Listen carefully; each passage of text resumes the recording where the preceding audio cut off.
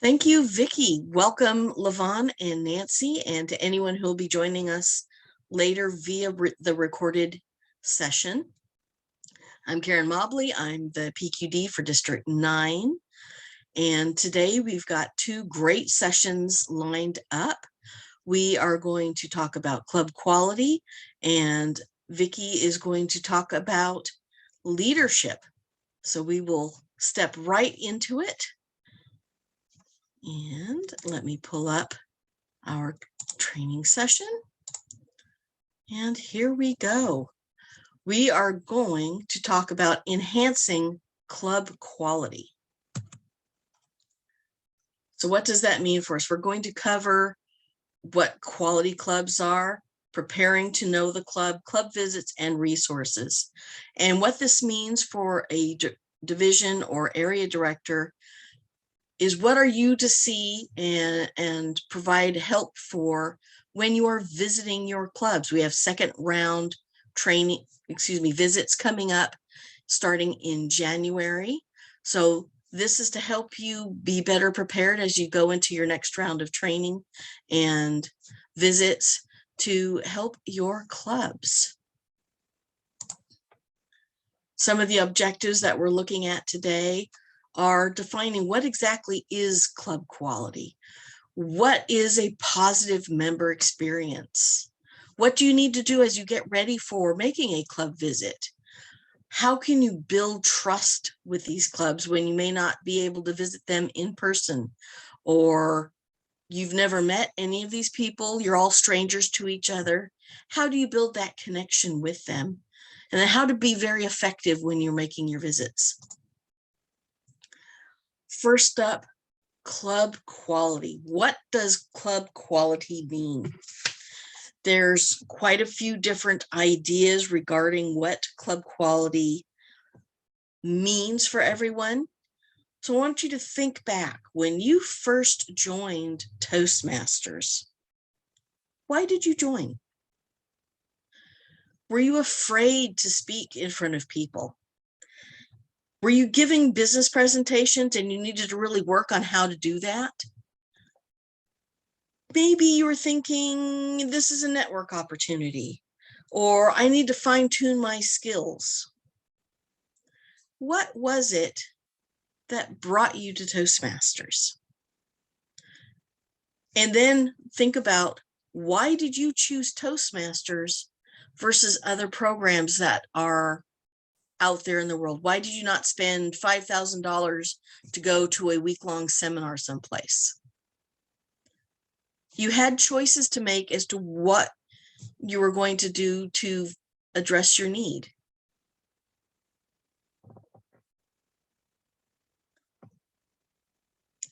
Now, thinking back to that, ask yourself, why did you stay?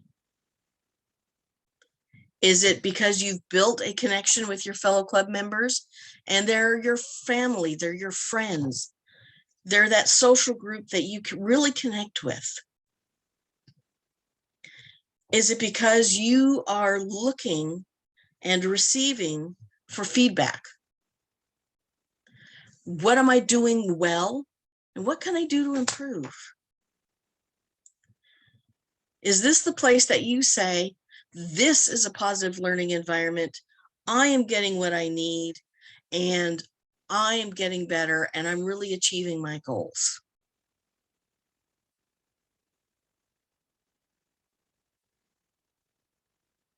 Now, let me ask you guys, Levon, Nancy, what are your thoughts on why you came to Toastmasters and why have you stayed?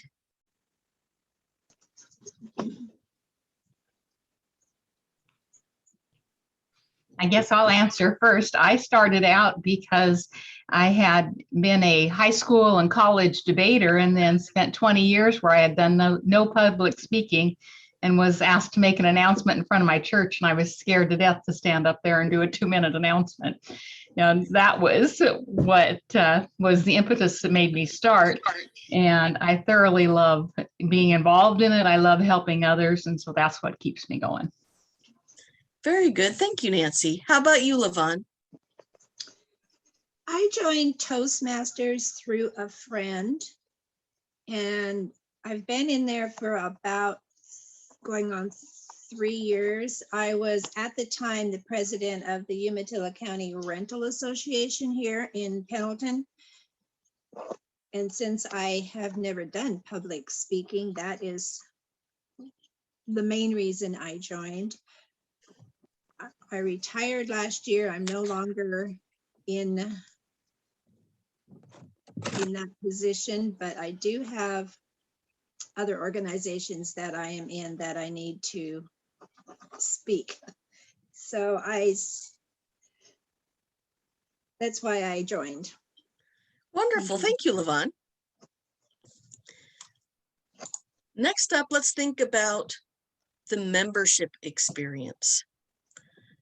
Members join and stay in the clubs where their needs are being met, their goals are being achieved. A quality club is going to help those members meet those needs. They stay because they're getting what they need. Membership satisfaction carries over into member retention. If they are satisfied, they stay. They share what they're getting with others and help other people come into and join Toastmasters to receive their needs. Up here on the slide, you can see some of the different things that go into a member experience. You have clubs that are successful because they have great meetings. They're organized. They have an agenda. People fill the roles and they learn over time how to do them well. And they share with each other what's working and what isn't in a mutually supportive environment. It's very positive. It's friendly. This is supposed to be the safe, secure place where you can try something new. You can make a mistake and it's okay, because no matter how bad your presentations bomb, people will tell you, here are the things that you've done well. These are the things that you need to work on. Here are some suggestions on how to fix it. You're not being attacked. You're not being criticized and torn down because things didn't go well. We're here to support each other and to make that situation better for each of us. Our clubs give our members the opportunity to learn and to grow. You try out membership roles. People don't think in terms of leadership, but think about your meeting roles. The person who's the joke master for the day, or they're the general evaluator, the timer. All of these various roles that we have that conduct an individual meeting, those are all leadership roles. It's not just being a club officer. Leadership is taught on a daily, step-by-step basis. Each meeting you attend, you have a role. Sometimes that role is to be the audience when you have a club with a large membership. Not everyone is going to have a meeting role. Not everyone's going to have a speaking role. But everyone has a part to play, and it changes each meeting. So you get to try out different aspects of what's going on with leadership. And then from the meeting roles, you build and become a club officer, and you try out the different officer roles. And if you're the secretary and the meetings minutes don't go very well, or you forget something, or you have typos or whatever, it's okay. We're not curing cancer. We're not staving off, an imminent asteroid disaster on the planet. It's okay to make a mistake. It's safe here because this is where we learn. And you try out the different roles and you're building and building. And then you branch out into district leadership. And again, it's a safe environment to practice, to learn, to try out new techniques. Maybe this one method doesn't work for you, but a completely different method does. This is where you learn to try those out. And then you can take them to go to your business environment or your church Maybe it's your family or another civic organization you belong to. This is where you come to learn and to try. And our clubs are where all of this starts.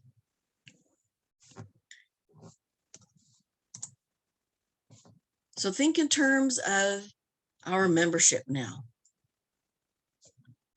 How do our clubs attract and retain members? Think about the program. There are different projects at every level, and each one is examining one aspect of a speech or one aspect of leadership. And you get to try it on, kick the tires, try it for a test drive. See how this fits. You learn something new. You're not learning all the aspects of a speech all at once and, it's a do or die method. You've got to do it right now, perfect the first time. That's not how it works. So think about how that education program works. It's not the delivery method that matters. It's what you're learning. So think about that icebreaker. That's your very first time in front of the group. You're introducing yourself to other people. What do you want them to know? Maybe the body of the speech isn't as coherent or organized as it could be. That's not a big deal. You're just taking that first step. The projects you work on down the line help you with your organization of a speech, how to use vocal variety, hand gestures, facial expressions. All of these different aspects are broken down into a single project. And this helps your members to gain confidence, to get skills, to not feel overwhelmed by only doing one thing at a time and trying it on for size and seeing what works and what doesn't for them. Everyone has a different speaking style. Some people are natural comedians. They just seem to hit the jokes and the humor and they excel at it, while other people, not so much. It's a real struggle just to tell a knock-knock joke and to do it in a smooth way that's funny. Where are you going to practice and get that feedback? It's going to be during the meetings when you're getting evaluated. You have a written evaluation, you have an oral evaluation. Leadership is the same way. We're breaking it down into little pieces that make it easy and approachable for our members. Having said all of that, I'd like you guys to think about those different experiences that you had and what are you observing within your club and the clubs that you have gone to visit.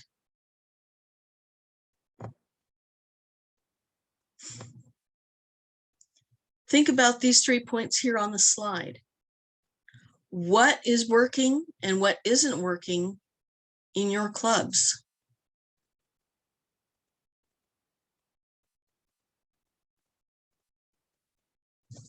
So we'll start off with membership. What are you seeing in your clubs? And just unmute yourself and share what you are seeing. Karen, I'll start here. This is Nancy. What I'm seeing in my clubs is the clubs that have readily adopted pathways, they seem to be doing just fine for membership. They are, and so I've got one example club that I can think of that they are at 20 members strong. They have vibrant meetings. They are very much involved with the Pathways program. There's another club that they have they're probably at closer to 15, and they are struggling with Pathways right now. That they have got half of their members that are newer that are embracing it, and there are another half of their members that are doing everything they can to fight against it almost. But they are strong communicators, and they don't want to lose them because they are friends and members, and so it's a matter of how do you kind of accommodate both those camps when you have that kind of diversity within your program. And then I've got other clubs that are barely hanging on at 8 members, and they have a kind of lukewarm feeling with Pathways. They've got a few members that have taken it on, and they have others that just kind of prefer to go off program because they really don't want to even look at it. So I think, that's where the membership, we've got a uphill battle, I think, with trying to encourage everyone to build their membership back up, because a lot of our clubs, I think, are struggling with members right now. Very true. How about you, Levon? I am in the Pendleton Club, and we have 8 members. One of them has moved to the coast, Lebanon. So she joined us with Zoom. Actually, we're all just still on Zoom. But yes, we struggle with membership. I don't know if it's just Pendleton. I mean, we do advertise. We do go down to the Friday market with the booth. But yes, we struggle to have members. The ones that we do have are pretty loyal to it. And I myself have been trying new things and being the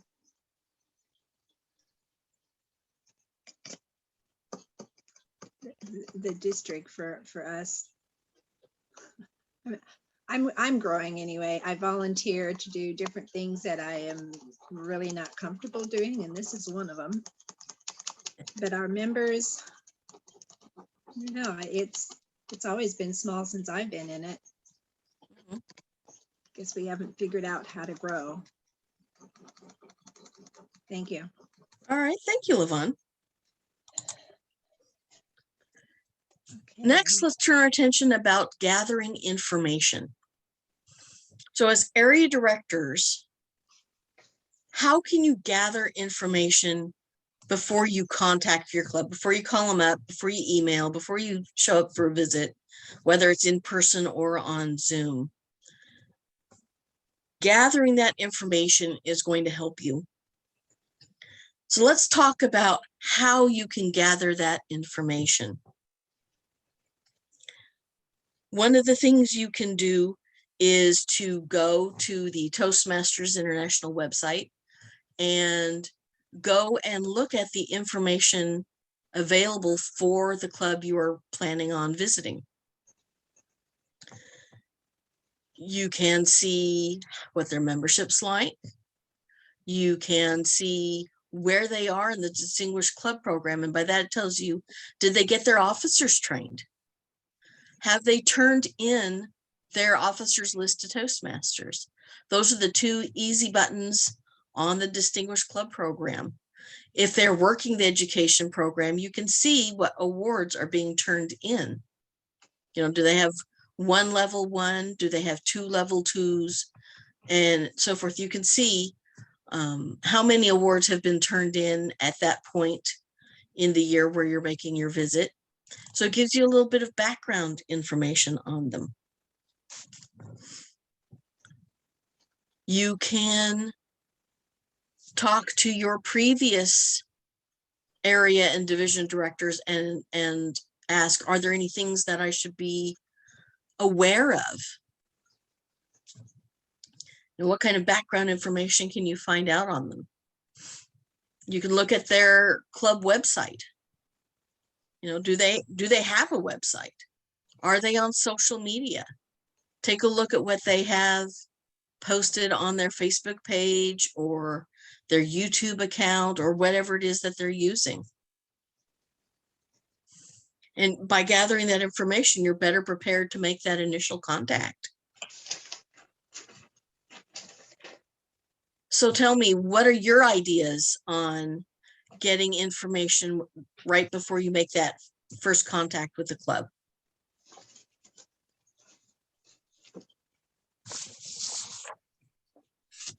Karen, everything you mentioned was stuff I was thinking of. So I was trying to, what else can I add?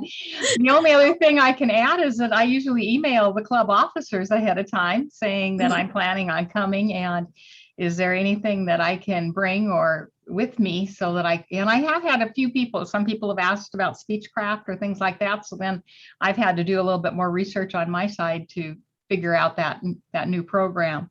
But that's about the only thing I can add. All righty. What about you, Levon?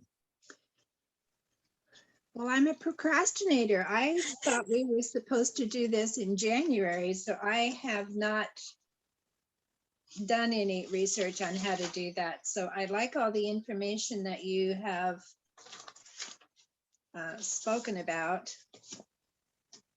And Karen has been my sponsor from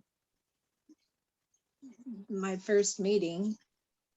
She's always very helpful, but I've just had a lot going on in my life, so I need to get busy and do what I'm supposed to do. I do have a question though before you move on. If the slides that you are showing are not in the email that you sent me, are they supposed to be? No, there's two different things. I've got the slideshow presented. What you have is the participant workbook. So that's where you can make different notes and call attention to for yourself on things to think about as you are going through the module, and to take away for when it's time for you to go and start your area visits. Okay. Thank you. Another resource is Victoria and myself as the district director and program quality director. We can have access to information that isn't available to other district leaders. So we can tell you what kind of historical information we can find, who are the members in the clubs and what are their current education levels, how many DTMs are in a club, how many people have achieved their level 1, what's the pathways adoption rate of the district officers, or excuse me, the club officers versus the regular club membership. You know, we can provide that information to you. And who didn't renew? You know, we can pull down the membership lists and say, okay, here's the list at the start of the year. Here's the list at the renewal. What's the shift between the two for who didn't renew? Who are the newest members of their club? Maybe they've got a dual member who's come in. We can help provide that kind of information. Okay. For club, go ahead. I just said thank you. Oh, you're welcome. So for club visits, when you make your visits, you're really going to want to address club quality. You know, observe what's happening in the club. Are they using an agenda?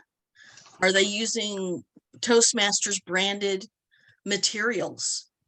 You know, are they using the system generated agenda or a template that they got from Toastmasters itself?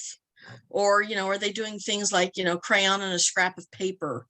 Or have they just gone off and made completely their own things that have nothing to do with Toastmasters?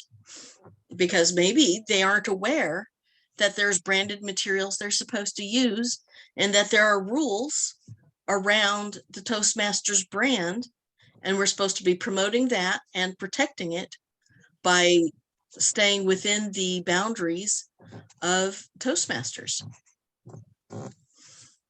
Be prepared to receive questions and to provide answers. And if you don't have them at hand, that's okay.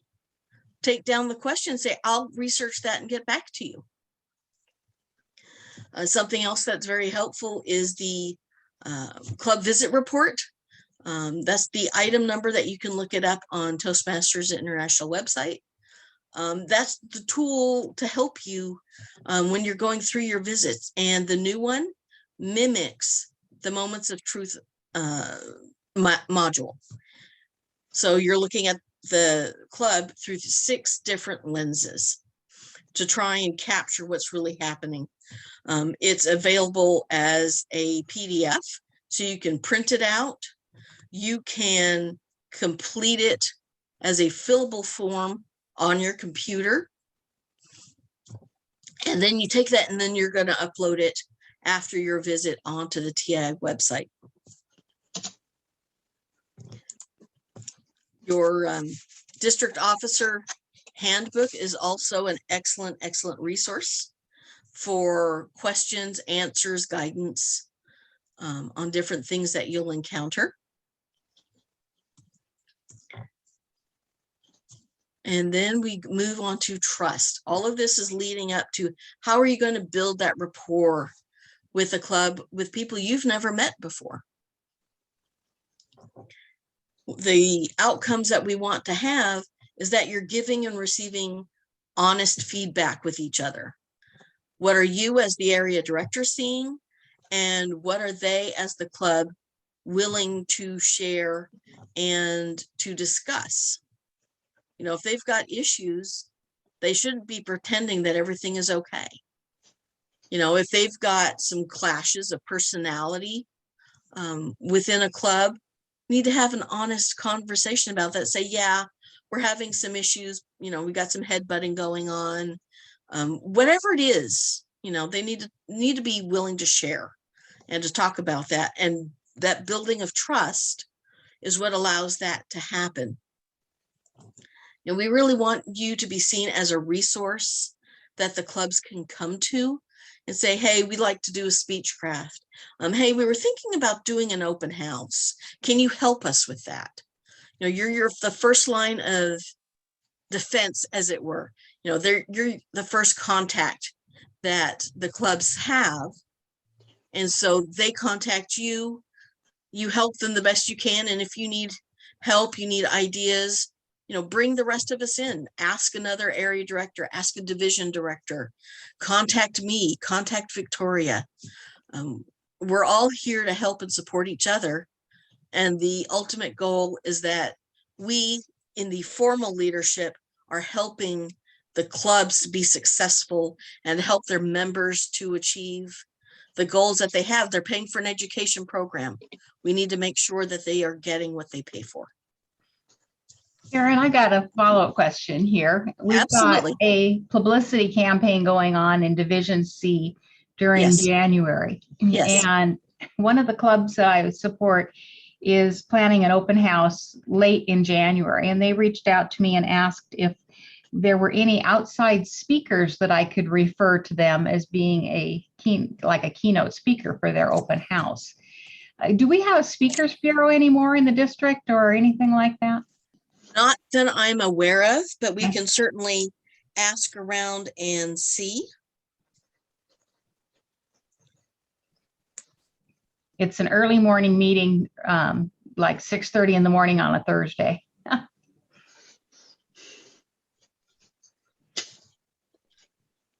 So like we're talking about the last Thursday of January? Yes, It's for the Evergreen Club. All right, I will take that as an action item for myself, and I will see what I can find out about what kind of time period are you talking about for the presentation? 5 to 7 minutes? Yeah, 10 to that's 20? what I think. Just a 5 to 7 minute speech, but just. Okay. I know I've spoken at their club before, and it's like I'd rather have them have a new voice or a fresh face than somebody that they haven't seen before. Certainly. I'll take that as an action and see what I can drum up for you. Wonderful. Thanks, Karen. You are very welcome. All right, our first club visit. There's a number of things that you should be observing. The first thing, of course, is your first impression. When you first show up at that club, whether it's in person or online, what is the impression they give you? And then write that down. Just what's your first impression of this club? And then you're going to start analyzing what happens. Do they greet you? Does anyone say, hello, welcome to our club? When they start their meeting, do they say that, hey, we have guests? And do they introduce you as the area director? Are they disorganized? Is there some bickering over who's going to take which parts of the meeting? How organized is their meeting? Do they have enough members to effectively conduct their meeting? You know, is it 4 people because there's lots of other things happening with other members, and those 4 people can conduct a well-organized meeting with 4 members, but does the group you're visiting have that level of organization, or is it a little more loosey-goosey? Are they struggling, having problems? Do they make any effort to orient their new members? Do they have any kind of a training program for them to say, here's how you access our website. Here's how you sign up for a role. Our club has an invocation or a joke master or says the pledge, whatever it might be. Do they tell them how this works? How does their club culture permeate the basic foundation functions of a meeting? Do they take the time to recognize when a member has achieved some education level? Did they finish their level 1? Did they achieve a DTM? Did they win the speech contest at the area or division, district level? Did anyone in the club acknowledge that? It's a lot of hard work for each member to achieve an award, and that work needs to be recognized. So these are some of the things that we think about when we're making that first club visit.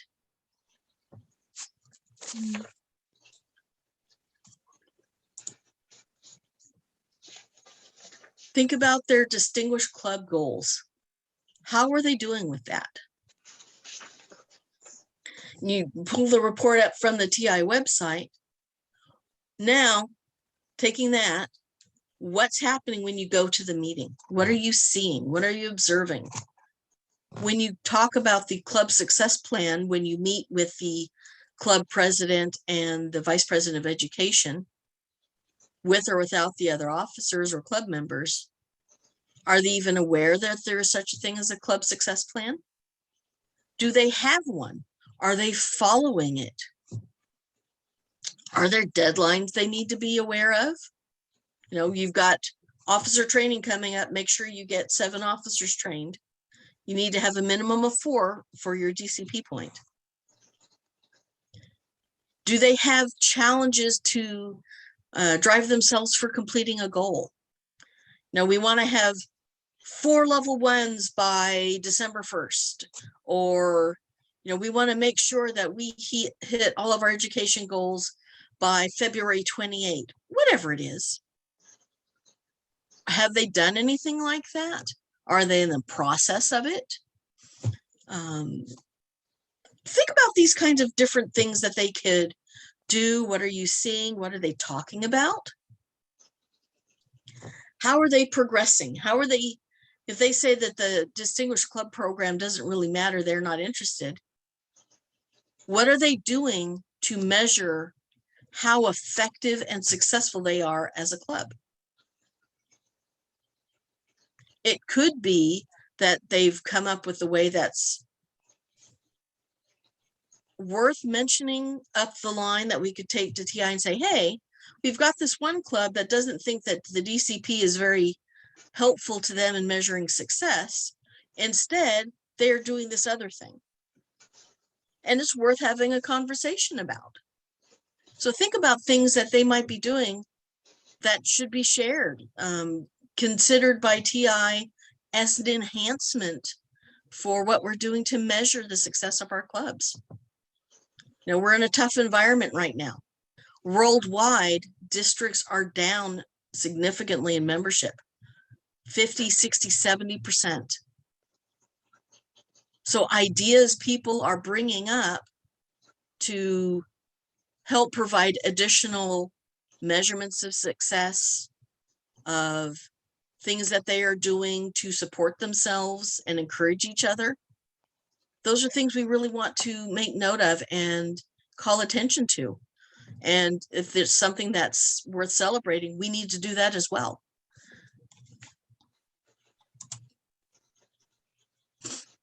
So here are some ideas for that club visit. You know, we've already touched on some of these things. And stay in touch with them. It's not just a once and done. I visit you once in 6 months and you never see me again. Keep that line of communication open. You know, go visit without being an official visit. Stay in touch with them. Hey, how is it going? Is there anything I can do to help you? We talked about XYZ last time I was here. How are things going with that? Have you had any new education awards since I was here? Have new concerns come up? Are they experiencing a challenge that Victoria and I should know about that maybe we can bring some resources to help them? If we don't know that someone's got a problem, there's nothing we can do to help. You know, always think of the things that are going to be on your visit report as ways to help you focus on things to pay attention to every time you go and visit and interact with the club. What happens after you have that visit? Well, you have your report form, you've been filling it out, you're taking notes, you know, who's doing what, who's who in the zoo. And now you're going to go to the TI website, you're going to upload that information. And then after you hit submit on the report, that's going to send a copy of the report, not just to TI. You receive a copy, the division director receives a copy, Victoria and I receive a copy. And take the time to touch base with the division director, with the club president, because they also receive a copy, and talk about the results of your report. Share that information. Have a conversation. You know, and be that first person to congratulate them on any successes they have. You know, when you've done your report, you know, they're really doing this item well. Celebrate that with them. Talk to them, hey, I saw this and you guys did a fabulous job. I just want to give a shout out to you guys for what you've done. You know, however that conversation goes, but acknowledge and celebrate with them the things they've done well, and have an honest conversation about things that could be improved on, because that helps build the trust when you're having honest communication. And like I said, if Victoria and I can be helpful to the club in some way, let us know. We can't help if we don't know these. When you make a second visit or any subsequent visits, what stayed the same? What changed? Are there things that haven't been resolved yet? Have they taken any of the suggestions you provided to them and worked to implement them? Can you help them celebrate acknowledgements? You know, maybe you could be the one that they invite to present awards to members who have achieved some level of recognition. Maybe you could do their officer investiture when they enact new officers after elections. Have they made any progress on their DCP? You know, are they continuing to move forward with their education awards? And, you know, after the second visit, it's going to be the same thing. Upload reports, discuss things with the club and with other district officers. See what can be done and celebrate anything that you can find. Then we have resources. And the first stop, of course, is your leadership handbook. There's the club leadership handbook. There is information on all kinds of different things available. There is a list of them in your participant handbook.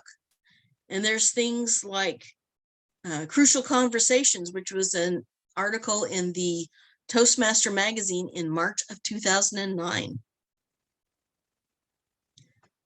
There's effective evaluation and evaluation to motivate. How to listen to effectively. These are different modules that are in the Successful Club series, in the leadership series, and all of these different programs that are available for free to the clubs. You too can use them to help your clubs. You can offer to present an education module for them. You know, how to do evaluations effectively is a very good one, because not everyone knows how, and not everyone's a good teacher on how to be an evaluator. Now, listening effectively is one of the skills we learn here in Toastmasters, and it's something that we can share with others. What about on the club officer role side of things? You know, remind them to come to club officer training, but there are Toastmaster magazine articles. There are resources on meeting roles. You know, what is the role? How do you do it? What do you do? All of these things are available to us on the TI website. We're not left to flounder about on our own, but not everyone thinks about looking for resources or even going to TI for information. A lot of people have never logged in to the Toastmaster International website. They're completely unaware of the videos that are available that explain all kinds of different things, including pathways. What is it? How do you navigate around? All of these things. All they've done is taken our education program and moved it to an online format and filled it out with more information on an interactive basis. And that Karen, scares people. I've got a question for you, Karen. You got it. On the Successful Club series, Better Speaker series, Leadership Excellence series, I know that in the traditional program, those were a part of getting to DTM. You had to do a certain number of those. Is in the new pathways for DTM, are those requirements in that? I haven't seen it, so I wasn't sure if they were. I don't know, but I will find out. Okay.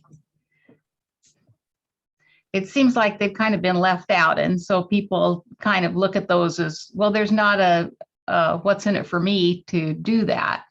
Right. And so that's, thanks. Yeah, you're welcome. I know that it's been a long haul for them to bring everything changed over to the pathways process, because as they were launching pathways, they were also moving from California to Colorado. They lost a lot of people and had to hire people. And then we went into pandemic lockdowns and restrictions and whatever. And I know they've had a lot of challenges. They were well behind schedule for getting the new Speechcraft put out. They're also in the process of an ERP update, which should significantly help with issues people have been experiencing, not being able to get in or finding an ease of navigation. Some of the enhancements people have been asking for have had to be on hold until this ERP update is completed. So hopefully in the first half of next year, we'll start hearing news about things coming online that people have been asking for.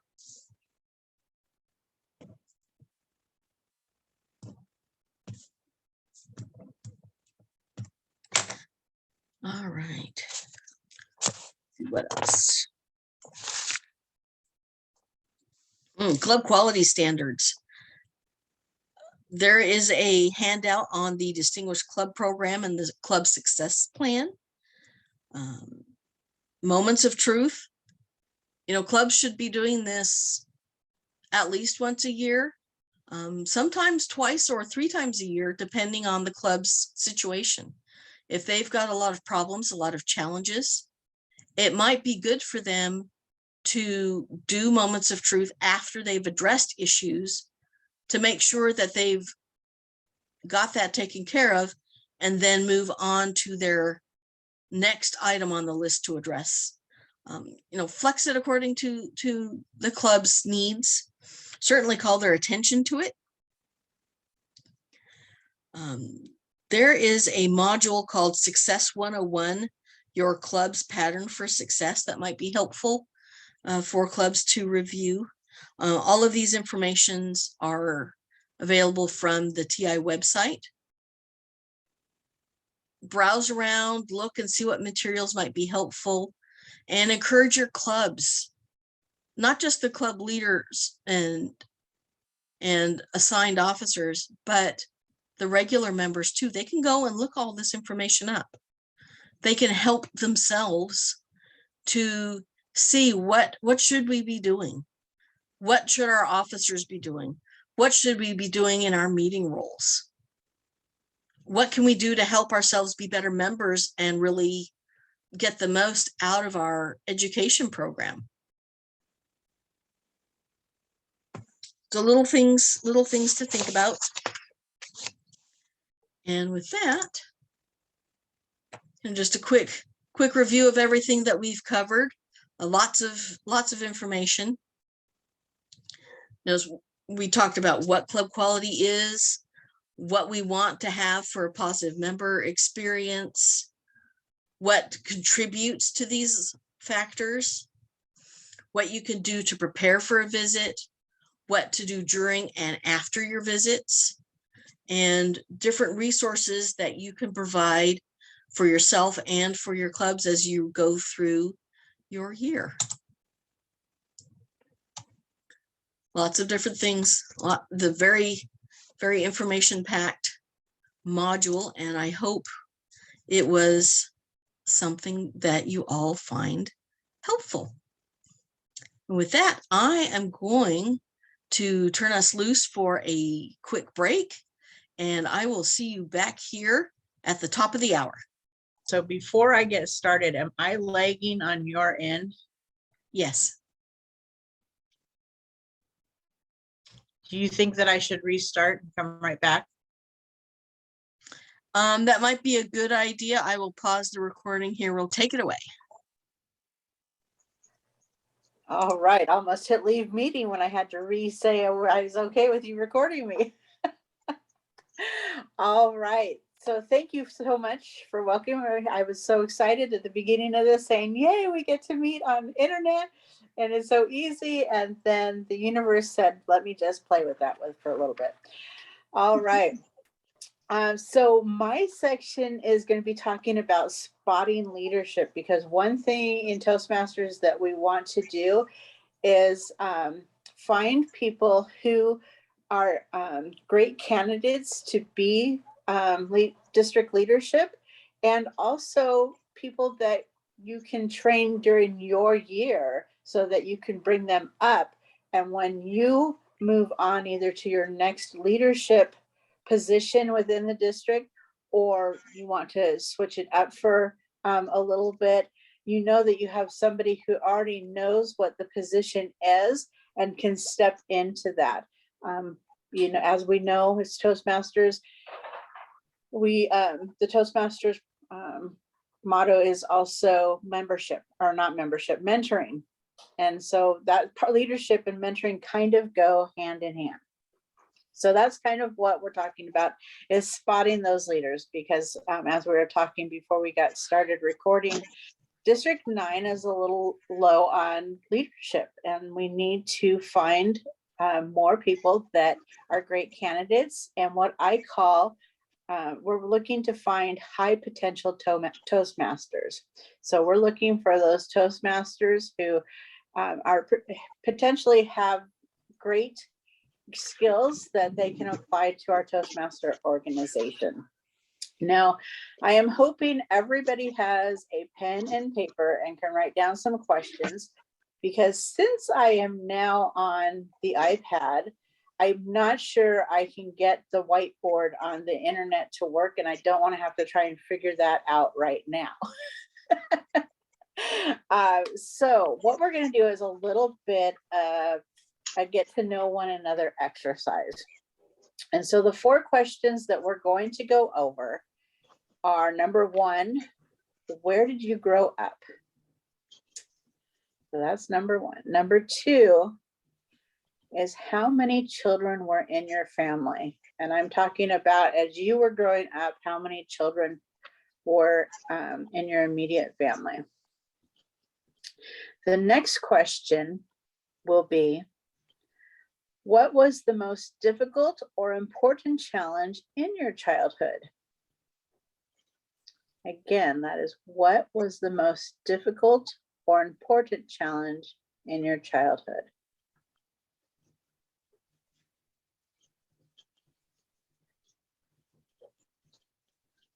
And then the final question you'll answer is, how has that challenge impacted the way you see yourself as a leader?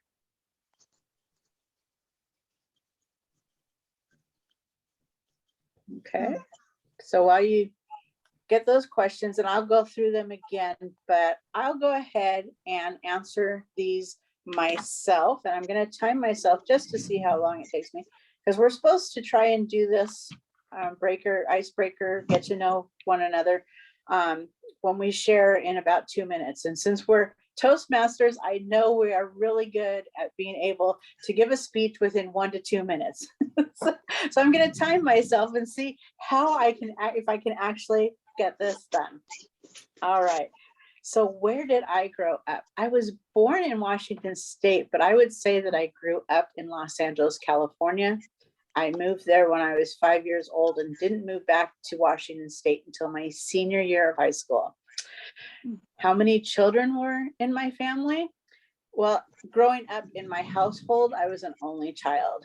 And not only, I was an only child, and my parents were in their 40s when they started their family with me. So it was just an older generation. And so what was the most difficult or important challenge in your childhood? And going with that means that my parents were older. They moved me down to California when I was 5.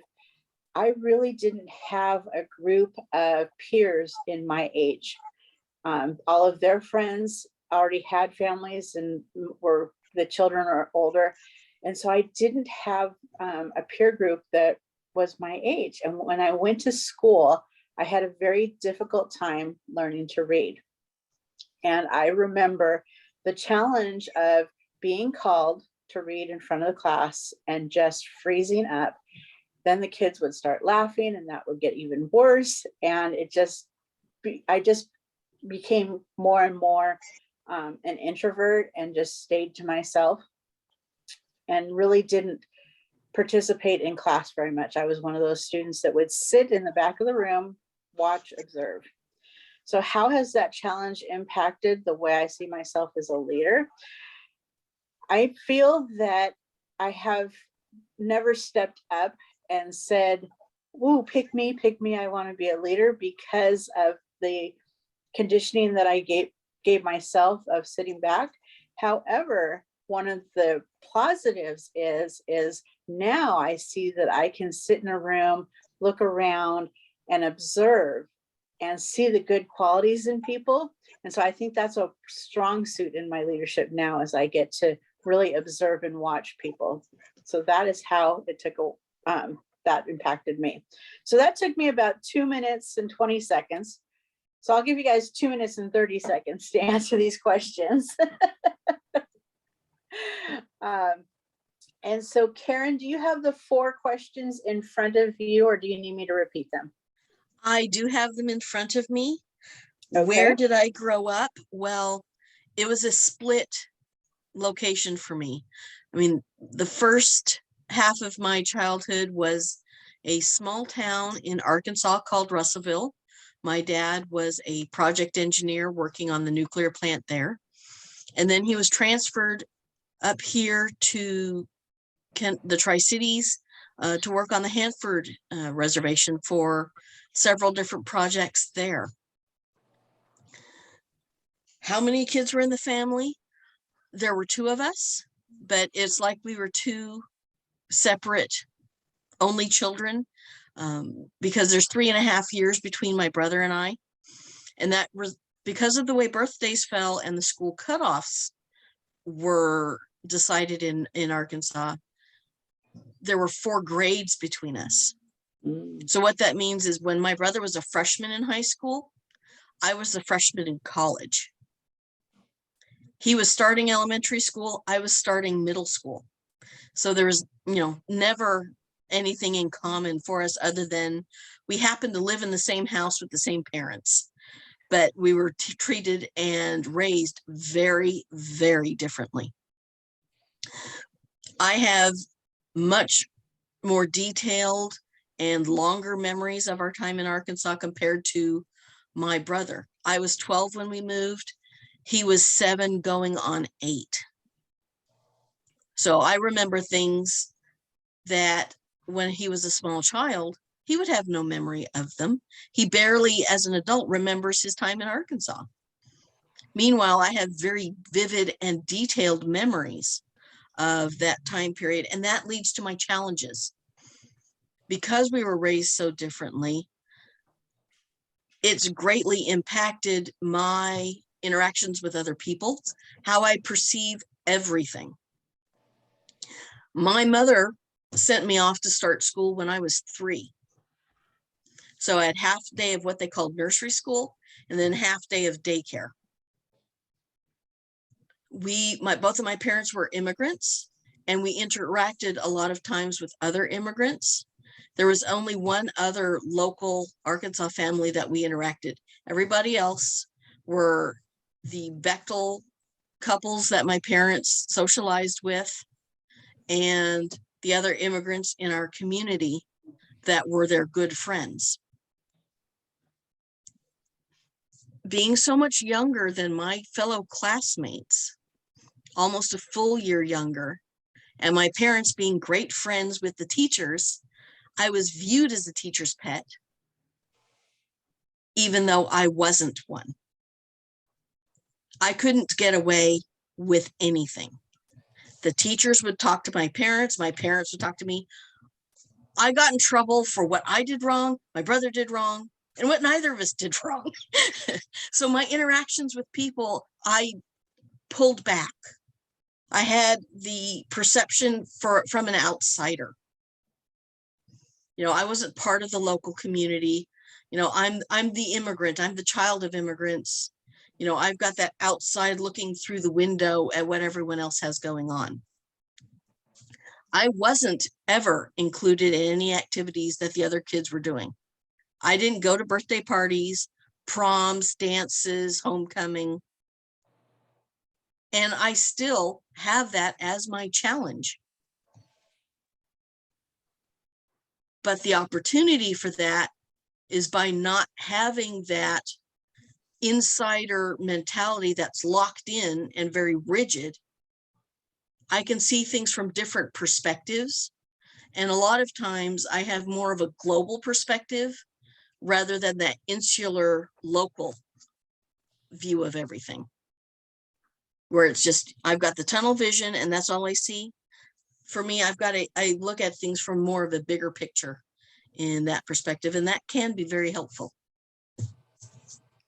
Thank you very much, Karen. All right. LaVon, do you have the 4 questions in front of you, or do you need me to repeat them? I have them. Okay, we look forward to learning a little bit more about you. Well, good morning, Toastmasters. Question 1, where did I grow up? I was born in Sturgis, South Dakota, the great motorcycle city. My dad was on road construction, so we moved around a lot, spent most of my grow up days in South Dakota, Wyoming, Montana, and I remember being in Kansas for a very short time when I was little. I have 1 older brother and 2 younger sisters. My brother lives in Portland. My two sisters are still in South Dakota.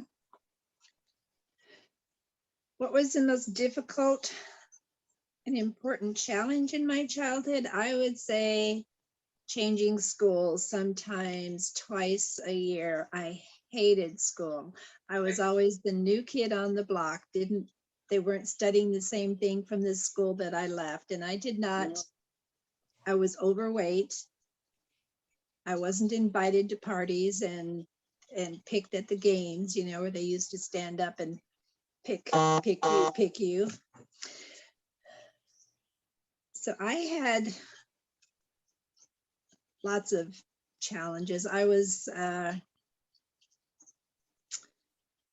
also the one that sat in the back of the room, but my last name started with W, so that was part of it. But it was fine with me because I could sometimes hide. I hated it when the teachers called on me and I didn't know the answer because I was also made fun of. So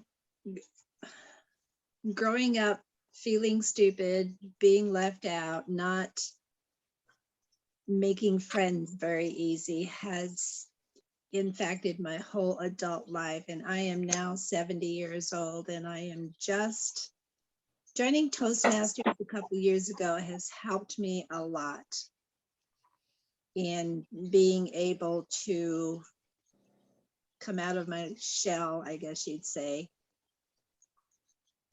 and not be afraid to talk.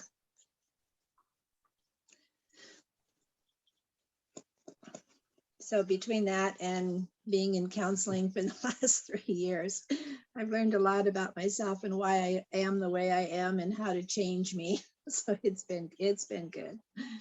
Back to you, Karen. Thank you. Thank you so much. Victoria. Nancy. Sorry.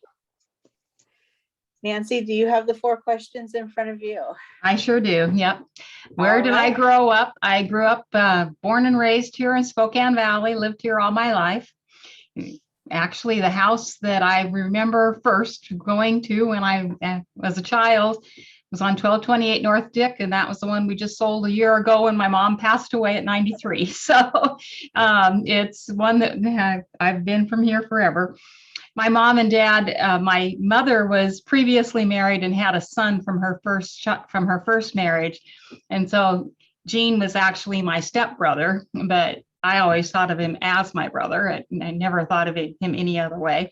There was a 10-year difference between the two of us. So like Karen, there was this huge difference. It was almost like 2 different children being raised in the same household. By the time I was really old enough to know who he was gone off to college kind of thing at that point. And so we were raised as 2 very individual kids. As a childhood challenge, the first thing that came to my mind was swimming. And the reason for that was because my dad was a water safety instructor of lifeguards and swimming teachers for the Red Cross. And my brother was a lifeguard and water safety instructor too.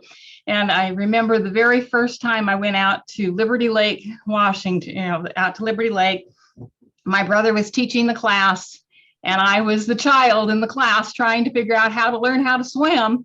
And I remember getting splashed and he ended up having to pick me up because I was crying so hard, and he took me over and he put me down by my mom up on the beach and said, she needs to come back later. And being very patient, but it was like, she will learn how to swim one day. And I did. Being from a family of swimmers, it was funny. My mother never learned how to swim. She figured that she was surrounded with lifeguards, and so there was no way she would ever drown because either her husband, her son, or her daughter would save her. And so I became a swimming instructor as well. I became a coach for a summer county swim team.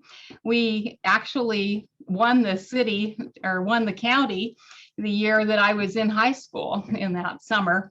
That was my best summer job when I was a teenager, was because I worked there from like 5 o'clock in the morning was my first swim team practice. And then I was there till running water polo at 11 o'clock at night and did that 7 days a week throughout the whole summer. I remember I was paid $1,000 a summer for that job and thought that was big money at that time. And, and because it was our neighborhood swimming pool, the kids from the neighborhood knew that I was the coach, so they all turned out for me. I had a team of over 100 swimmers, and they all helped each other. It was like one big happy family. And so to me, when I look at leadership, that was the experience that really evolved my leadership capability, of going from the point of having no confidence at all in something to being able to excel and win a championship with a group of people surrounding me. That was the way to be able to have success. And so something I've always cherished and thoroughly enjoyed. Great. Thank you so much, Nancy. I appreciate all of you sharing. I feel so much closer to all of you now. And just, it's nice to know that we also have a lot of similarities. It's very interesting when you hear people's stories that there's a lot of similarities. When I think of leadership, it has definitely evolved. When I first used to hear the term leadership, I had a very negative connotation with it. So first, I'm going to give you the definition of leadership, if I can find it here. Okay. So the Webster's Merriam Dictionary defines leadership as a noun. First is the position or function of a leader, the person who guides or directs a group. The ability to lead, that's part of leadership as well.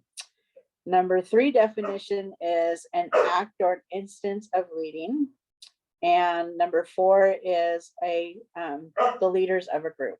So those are the definitions of leadership. However, leadership is sometimes viewed with much contest.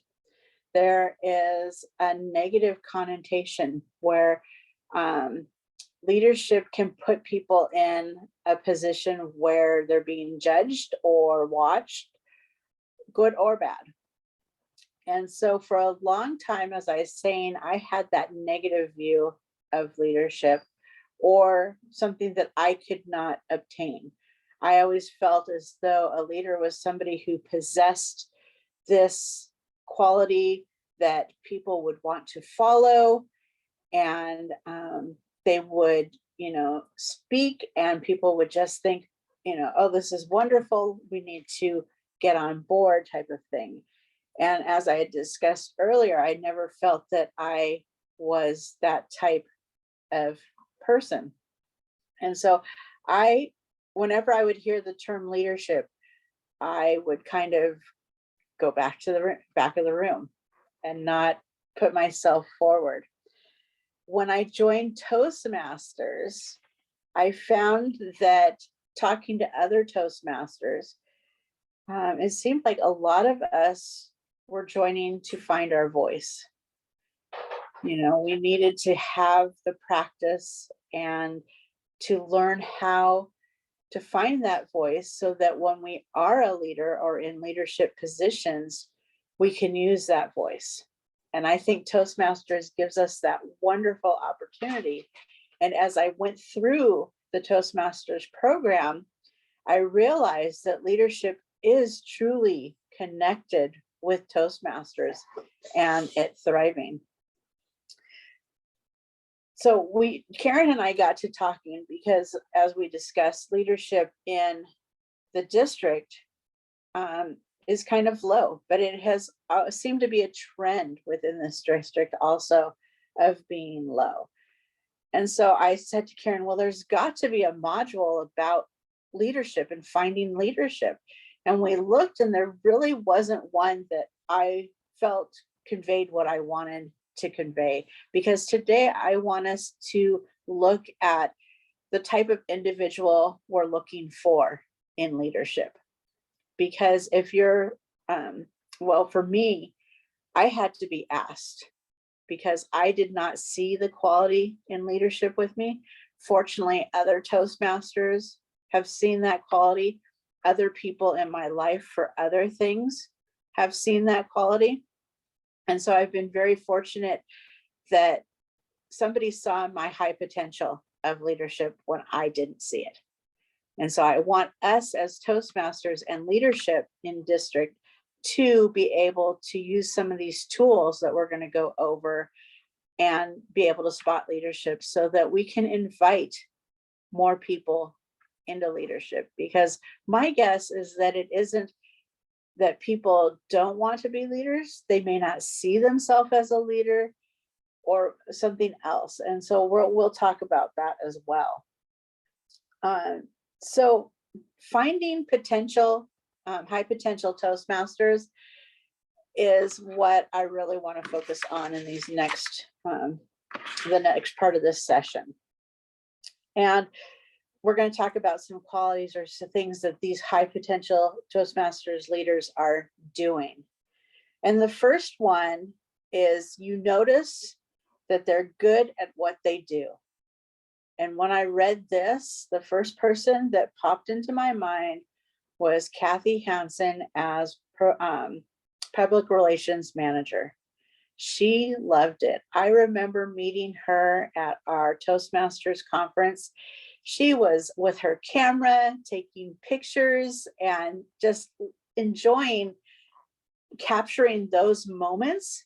And she was coming alive because she was enjoying what she is doing. She enjoys putting newsletters and graphics together. And so Deborah, said, hey, you like newsletters, you'd love to do this. And she did a wonderful job on our newsletter. And that is a quality that people saw in her, was what she was good at. And so when she's asked to do that, she more than likely is willing to jump in because that is her strong skill set. So when you're looking at people and seeing what they're doing, notice the things that they're good at, and then take note of that when there's something in leadership that you see for your district or your club that, oh, this person really enjoys, and it can even be a club officer role. We have some people that love timer. It's just one of their favorite duties. Some people love to be odd counters. Well, what can that be transferred to? We could ask those persons, hey, would you be willing to help in the district contest?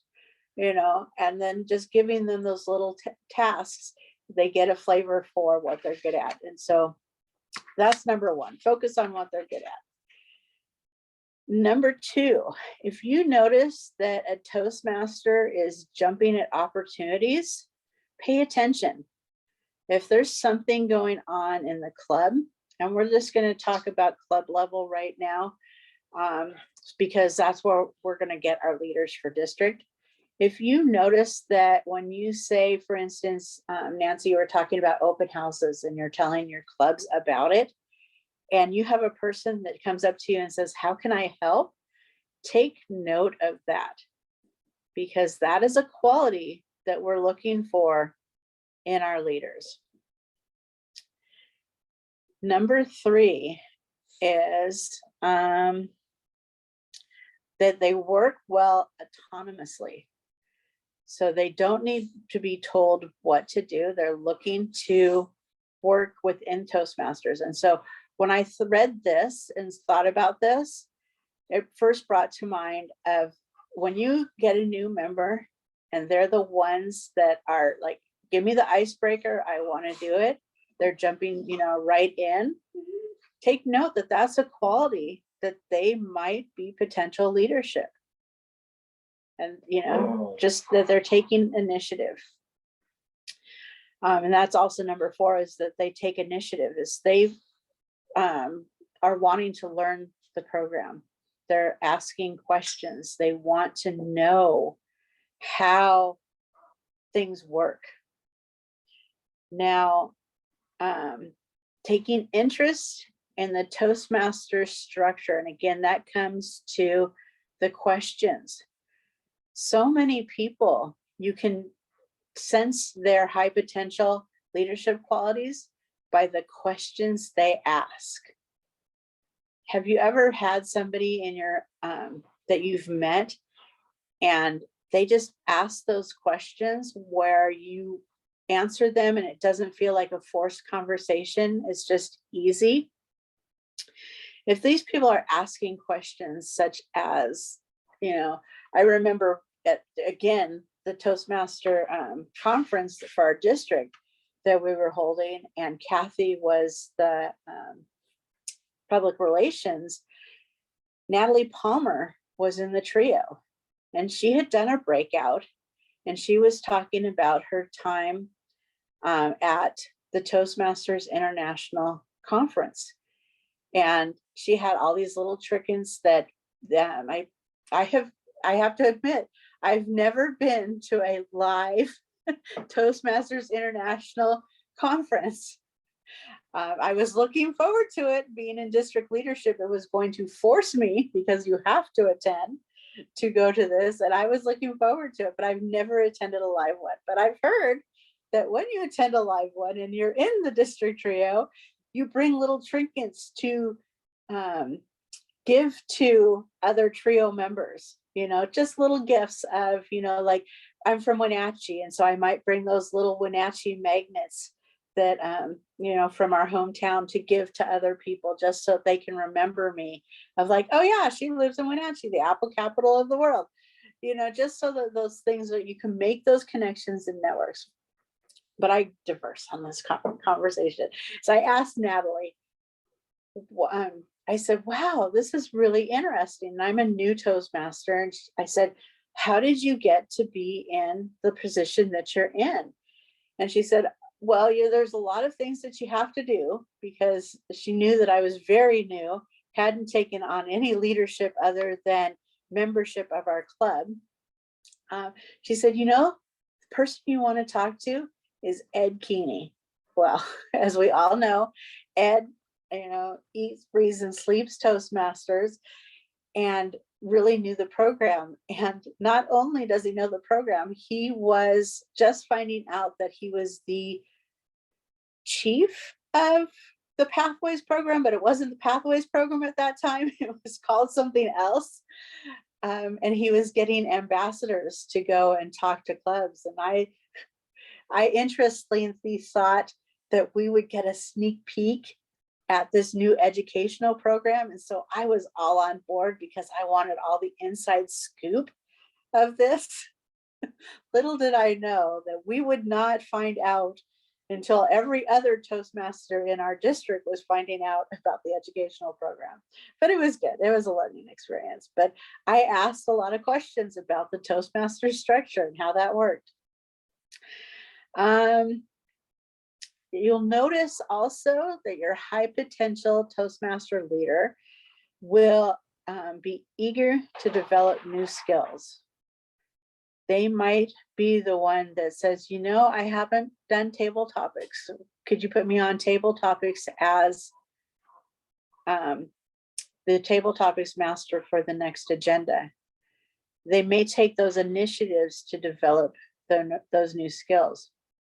Also, with our new Pathways programs, you can see when people are giving projects kind of what their outside lives look like, perhaps, because Pathways allows us now to integrate more of our work into giving Toastmasters speeches about the projects. So just watch for those little clues where they may be developing new skills or doing new things at work, that they may be high potential leaders for our Toastmaster. Then you also have those Toastmasters that jump in and help others. Those people that they see something and they are right there saying, how can I help? Or you notice that they're the ones sitting near the door at our Toastmaster meetings and, greeting everybody, getting to know everybody. Well, what position in district leadership might they be good at? Maybe they would be great as one of your committee members on the leadership committee team for developing that, because they like to go get to know new members and find out. Another quality is having a positive attitude.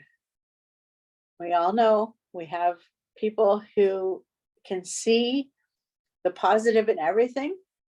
And then we also have others who look at things and perhaps maybe overanalyze it or can't see all the positiveness in it. And I know that with Nancy and Karen, and maybe even Laverne, you have seen this with the transition of pathways.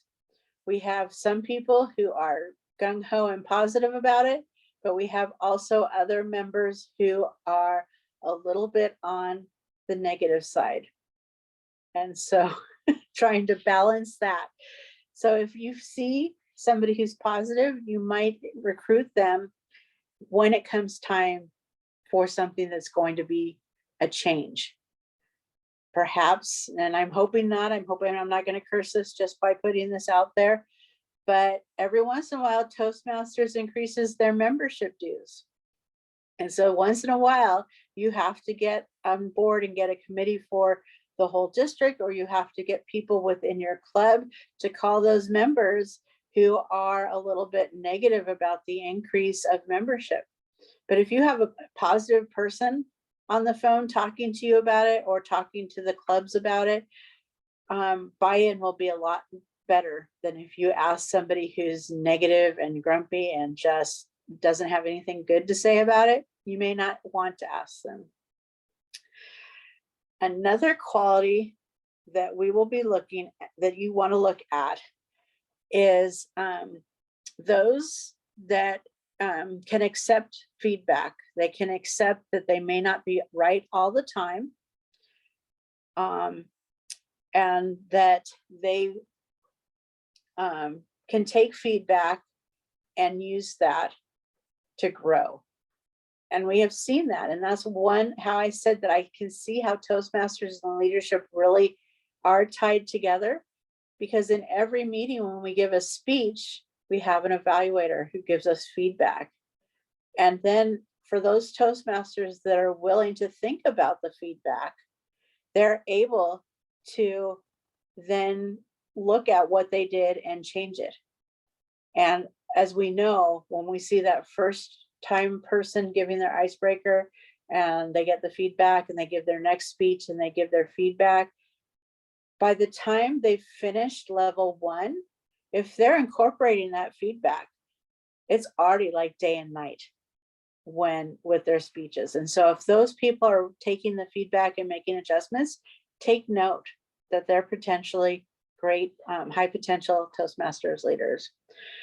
Another clue to look for is that they take outside responsibilities. And I always feel that this one was a little bit of a double-edged sword for our volunteer organizations such as Toastmasters, because I know that those who are on the call today, and I know that a lot of our leaders within District 9 not only are leaders in Toastmasters, but they're leaders in other things as well, whether it be like Deborah was a master gardener. I know that Karen belongs to other organizations for her work. Nancy takes on so much other stuff. I know that she has work and church and, just a whole compass of other responsibilities. And so we know, oh my gosh, this person is somebody who's already stepped into leadership. But like I said, the double-edged sword is sometimes we can say yes to too many things all at once. So a balance there. But if you notice that somebody is taking on another role outside of Toastmasters, they're also a high potential for our leadership. Another quality that we want to look at is those people that are recognizing others' hard work. That means that they have the quality of seeing what others are doing and wanting to encourage those that are doing that and recognizing them.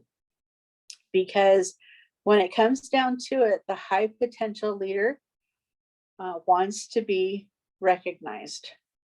And that all goes back to when we're looking at all of these different qualities. When somebody comes up to you and says, you know, Laverne, I know that you want to go for your distinguished Toastmaster. Well, in order to be a distinguished Toastmaster, you need to do these steps. I'm willing to help you do these steps. Are you willing to come on board? It's the asking. And sometimes that's all it takes in order to find our leader, is to just ask them. And then I just want to end with, when you ask them, perhaps it's not the right time because they may be involved with other things. They don't see that side of them. But don't take the first no as a solid no. Keep talking to them, keep recognizing what they're doing, you know, let them know that you see what they're doing, and just build that relationship so that once they become more confident becoming a leader, then they're willing to step into that role, and we will have just a flourishing leadership within the district. I appreciate all of your time today. Does anybody have any questions or comments that they would like to add?